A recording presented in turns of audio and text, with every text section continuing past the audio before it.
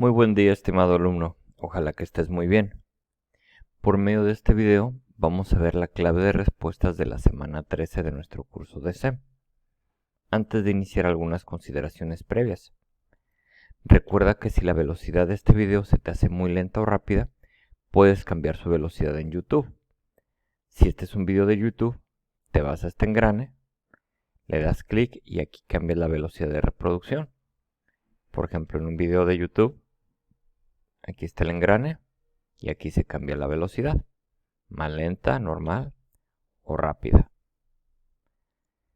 También recuerda que debes de haber leído y haber hecho los ejercicios de aprendizaje antes de ver este video. Este video no sustituye la lectura. Mientras que la lectura explica todo el tema, el video solamente las respuestas a los ejercicios. O sea, aquí nada más vamos a ver las respuestas del ejercicio, pero el tema viene explicado en la lectura. Entonces no es sustituible. Debes de hacer la lectura y los ejercicios de aprendizaje, por favor. Sin embargo, debido a que el contenido del examen está tomado de la clave de respuestas de los ejercicios del tema, este video es una gran herramienta de preparación para el examen. O sea, que de lo que vamos a ver ahorita, de aquí tomé el examen. Entonces, por eso es útil el video. Vamos a ver lo que viene en el examen. Para finalizar, cabe aclarar que me voy a ir directamente a las respuestas de las actividades, porque como ya hiciste la lectura y los ejercicios, ya sabes de qué estamos hablando. Entonces vamos a hablar el día de hoy sobre las reformas estructurales del gobierno de Carlos Salinas de Gortari. Reformas estructurales de Carlos Salinas de Gortari. Recuerda que Carlos Salinas de Gortari fue uno de los presidentes que aplicó el modelo neoliberal. Entonces vas a ver cómo las reformas estructurales que él implementó estuvieron encaminadas a la aplicación de ese modelo, del modelo neoliberal. Entonces vamos a ver las reformas. Se ven las reformas, sus características, las ventajas, qué cambios benéficos trajo, y las desventajas, los cambios perjudiciales. Primera reforma, adelgazamiento del Estado. Recuerda que según el modelo neoliberal, el gobierno no debe de intervenir en la economía, se debe dejar en manos de particulares. Por eso es que con el adelgazamiento del Estado, el gobierno vendió el 65% de las empresas públicas. Vendió empresas televisivas, es decir que el gobierno tenía canales de televisión, empresas telefónicas, Teléfonos de México era del gobierno, se lo vendió a Carlos Slim, que ahora pues es uno de los hombres más ricos del mundo, y también empresas de aerolíneas, Mexicana era o Aeroméxico, o las dos eran del gobierno y pues ahora son de particulares. ¿Qué ventajas trajo esa venta, esa privatización? Las ventajas trajo es que las empresas privatizadas aumentaron su inversión y crecimiento. O sea que en esas empresas pues se les metió más dinero y por lo tanto crecieron. Se fortalecieron las empresas, que básicamente es lo que dice el neoliberalismo. Sin embargo, también hubieron desventajas, que el público usuario consumidor no vio beneficios en cuanto a precio y calidad. Mejoraron las empresas, pero eso no se tradujo en un beneficio, por lo menos a corto plazo para los usuarios. Yo diría que ahorita a largo plazo en algunos casos sí. Por ejemplo, en las aerolíneas, pues tal vez no sé si la calidad, pero el costo de los vuelos sí disminuyó. Pero en otros casos, como las telefónicas o las televisivas, no hubo cambios. Bueno, siguiente reforma. Liberalización del sistema financiero. Consistió en darle autonomía al Banco de México. No hay que confundir el Banco de México con el Banco Nacional de México, no es Banamex. El Banco de México es una institución que, como dice aquí, se le dio autonomía con Carlos Salinas de Gortari. Si te fijas en todos los billetes o las monedas que usamos aquí en el país, en los pesos, dice Banco de México. El Banco de México, así como te lo expliqué en la lectura, es el que emite todo el papel moneda y la moneda y fija nuestra política monetaria. Entonces era importante darle autonomía para que el gobierno no manejara la economía, sino que ésta realmente fuera más libre. Entonces, las ventajas precisamente es que prohibió que el Banco de México estuviera controlado por el gobierno.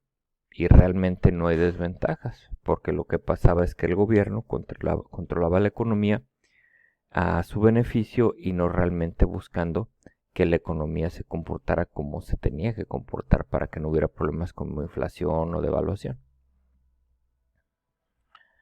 Ok, siguiente reforma salinista. Reforma al régimen ejidal y comunal de la tierra. Esto tiene que ver con el campo. Consistió en generar certidumbre en la tenencia de la tierra, o sea que se supiera quiénes eran los dueños de cada pedazo de tierra. Okay, esa es la certidumbre en la tenencia de la tierra. Formar un mercado agrario, que hubiera un mercado para los productos del campo y atraer inversiones, que inversionistas nacionales o extranjeros pudieran invertir en el campo mexicano. Eso se tradujo en que los campesinos podían rentar o vender sus tierras. Podían rentar las tierras a empresas mexicanas o extranjeras o incluso venderlas. Antes no era así. Antes el gobierno le daba tierras a los campesinos y estos las usufructuaban siempre y no podían transmitir su propiedad. ¿O qué ventajas? Ventajas.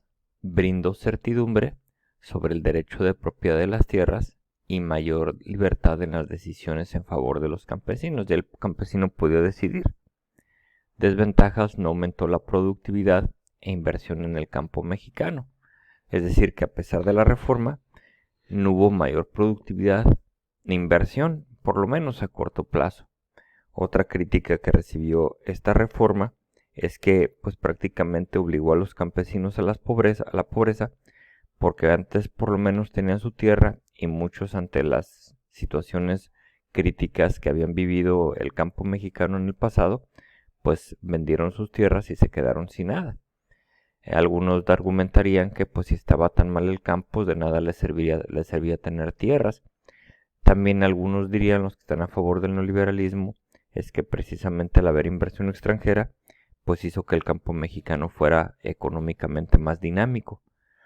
Entonces, pues hay muchos pros y contras, precisamente tiene que ver mucho con la ideología y la posición socioeconómica de cada persona, que si está a favor o en contra de estas medidas. Apertura comercial. Recuerda que vimos en el tema anterior que la apertura comercial es cuando el país abre sus mercados a las inversiones, sobre todo extranjeras. En ese sentido, el gobierno de Carlos Salinas de Gortari firmó el Tratado de Libre Comercio de América del Norte, que es el TELECAN, que fue entre México, Estados Unidos y Canadá.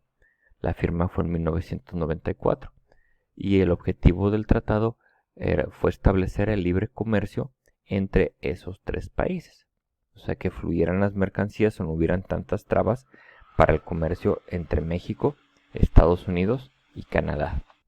Ventajas: que con la firma del tratado, las empresas mexicanas pueden vender más fácilmente sus productos en Estados Unidos y Canadá, porque lo que implica es desregulación, o sea, se quitan trabas legales para que pueda haber ese comercio. Y otra ventaja es que con él llegaron capitales extranjeros a nuestro país. Por eso es que ahorita la Walmart, el Costco, todo es producto de la firma del Tratado de Libre Comercio. Igual las maquiladoras que se sentaron aquí, la Sony, la Sanyo, la Toyota, etc.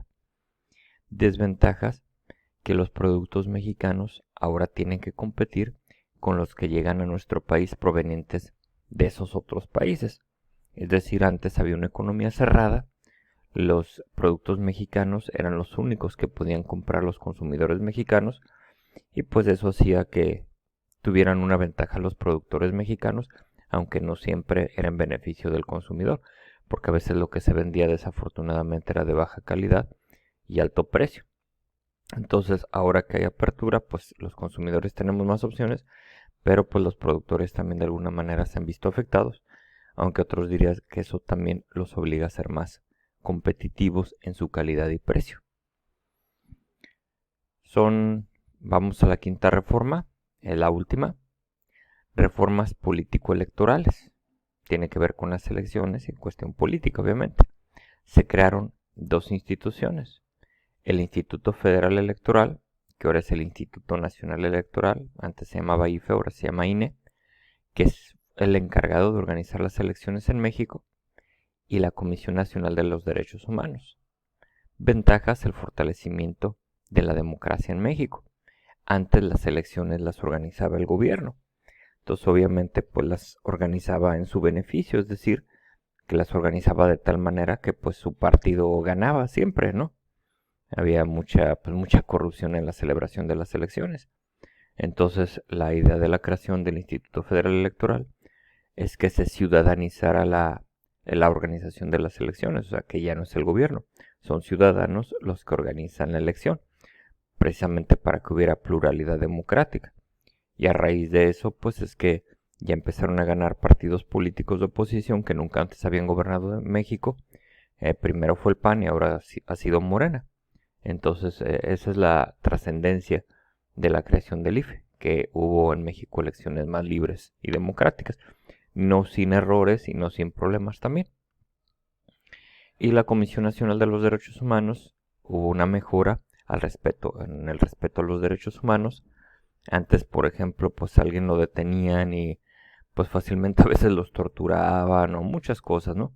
Y esto estableció un organismo, que es la Comisión Nacional de los Derechos Humanos, que vigila que se respete los derechos humanos en el país. Y pues no han habido desventajas. Entonces esas fueron las principales reformas estructurales del gobierno de Salinas de Gortari.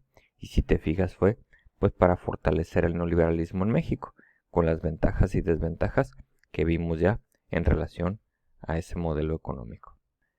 Bueno, pues eso fue la actividad para la semana de hoy. Ya empezamos la última semana, hay que cerrar bien para que tengas una buena calificación en el curso. Pues muchas gracias por tu atención, te deseo lo mejor y seguimos en comunicación. Gracias.